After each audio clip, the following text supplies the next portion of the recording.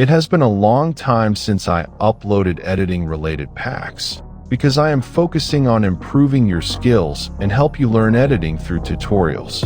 And from now on there will be both tutorials and packs, but tutorials will be more than packs. So make sure you subscribe, and let's try hitting 1,000 likes on this video. Don't worry, the preset link will be right there in comment section, so make sure you complete it to keep the community strong.